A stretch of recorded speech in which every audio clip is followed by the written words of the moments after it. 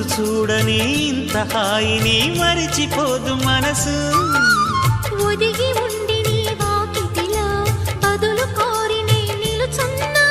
దారి తెలియని చీకటిలో వెలుగు చూసి కాదంటానా. ఊరించి ఇది ఏ మాసం? ప్రేమించే ప్రతి గుండెను అందెల సందడి చేసే హేమంతం ఇది. మన సొంతం అయినది. కిలకిల నవ్వే కోయిల కోసం వచ్చింది మధుమాసం. మిలమిల